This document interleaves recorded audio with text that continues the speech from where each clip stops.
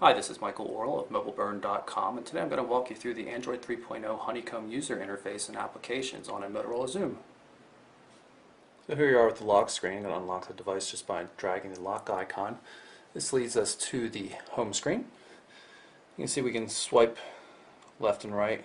Notice the kind of 3D effects here, the outlines that appear and disappear. Widgets here are much more interactive than they were by default on the smartphone versions of Android. You don't have to use a third-party launcher application to get scrolling widgets or anything like that.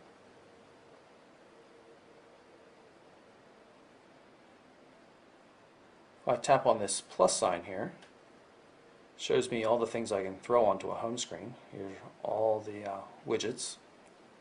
Now these are widgets coming from Android 2.x versions, as well as some specific to Honeycomb.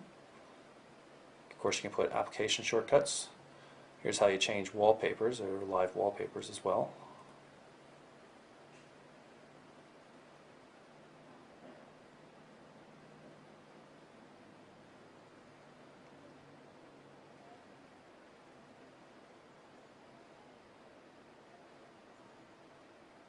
I'm going to pick a more brightly colored background here. Looks a little bit better. The application tray, the main menu, there's My Apps and All Apps, so this is everything that's installed on the device. That's just the ones that you've purchased or downloaded and installed yourself. These three buttons back here, you might have figured out what some of them are right now. This is the back button. This is the home button. So wherever you are, you can always hit the home button and get back to the main panel of the home screen. And if we go back here, you can see that there are 5 home screen panels to work with at this point. Down here is the status bar. You can see there are a couple notifications like email, touchdown email client for Exchange, Twitter, and Pulse. If I tap on here, we'll see all of the notices as well as some status information. You can also individually tap on one of the notifications to get just that one there. You can see I have new mentions in Twitter. I can open it up or I can just get rid of it. On top of just the quick status information and the notifications, you can also tap here to get access to quick settings. So I can, for example, change screen brightness,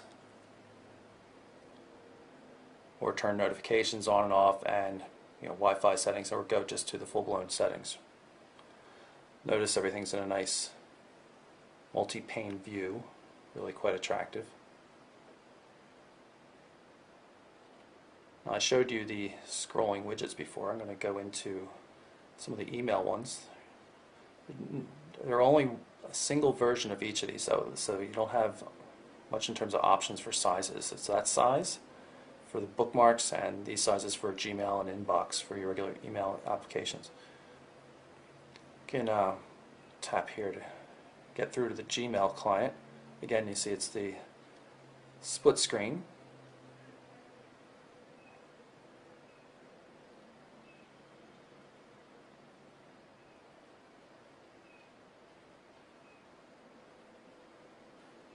Here's some formatted text. Pinch to zoom, everything reflows, which is quite nice. Take a look at the attachment. QuickWord is loading it up so we can take a look at it. Looks really good. Still just like on the Android 2.x version though, the zooming is a little bit slow. But the dual-core Tegra 2 processor in this device makes it much more palatable. Here's the regular email client widget. You can see it looks exactly the same as the Gmail does. In fact, this is actually a Gmail account that's been configured into the regular email client. Hit the back button here though, you can see something different I didn't show you in the Gmail application. Access to all the folders here as well, so basically you're shifting over a layer. So here's the inbox, and then when I tap on one of the messages, everything shifts over again. so you can see the message itself. Here is the calendar widget. You can tap through to get to the calendar.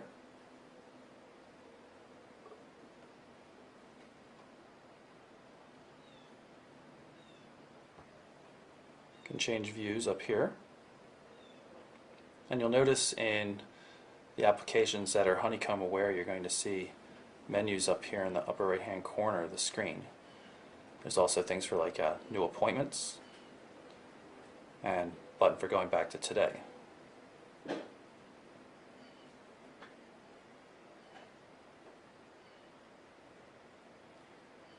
Now when we go into an application that is older and meant for the 2.x series devices, you'll notice an extra button showing up here. Since there's no action buttons up here in the upper right hand corner, what we have instead is access to the old menu button that we would have seen before. Now of course in the case of Trudroid, you have this button for accessing all the actions here, but again you'll see this in a lot of older applications. It replaces the menu button seen on the Android smartphones. One of the big features of Honeycomb is its RenderScript engine, which is good for 3D graphics like those transitions you've seen. You can also see how you get 3D effects on the books. This is the Google Books application. You also see it in the carousel view. Also cool is if we go into YouTube and notice that there's multiple panels here of the main menu. Pull up YouTube, you have that same effect on all the hot YouTube videos, which is pretty neat. I'm going to jump into the music app here just so you can see some of the additional RenderScript functionality. Allows you to go through and look at album covers.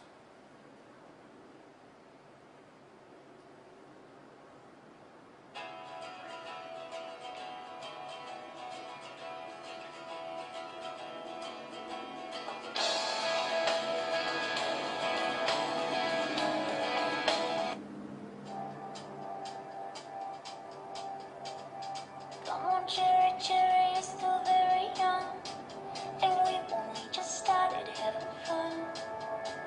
I'm picking fruit and I choose you, you're so cool.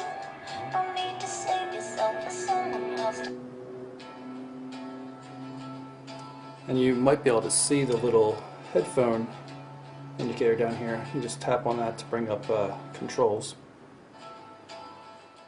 One of the buttons I've failed to show you so far, however, is this one. It's the task switcher. I guess it's equivalent to holding down the home key. It gives you access to currently running applications so you can quickly switch back and forth. You can see there's books, and I can get back into YouTube quickly and get into, say, the browser. And of course we need to pull up the Android market so you can see what that's all about. Very different look to the Android market this time around.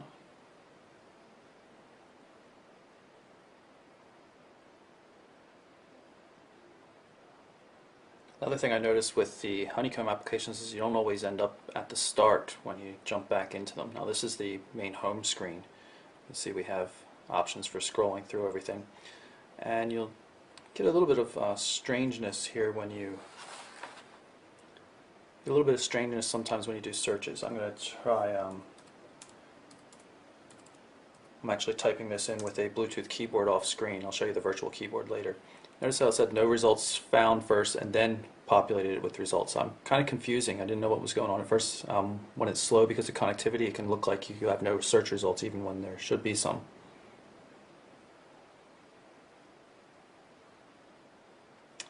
And as I've seen on a number of applications, I've seen the browser crash. Android Market has crashed a number of times. Now the official Twitter client no longer works for me. Some real stability issues here with Honeycomb so far. I'm going to jump back into Gmail, give you a better feel for what's going on with the keyboard here. Now there's two things about the keyboard that are important. This is a nice large size here. Works quite well. Let me go into the body of the message. Works over there.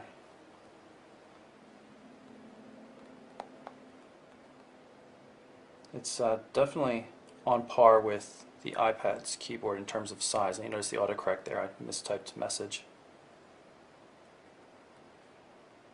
And it autocorrected it. See, we can get into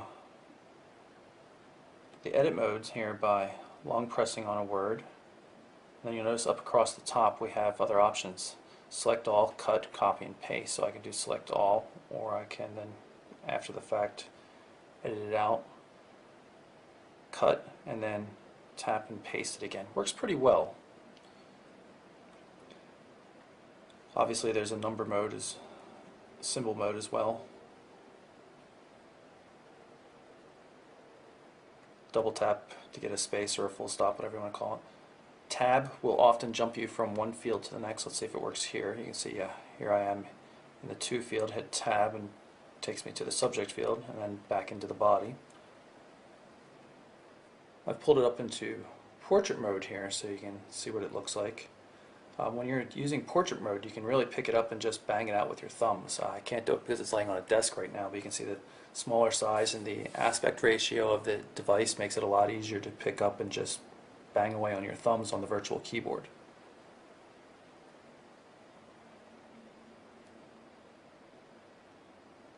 This is a test sentence. Obviously we've got voice input as well. It seems to work pretty well.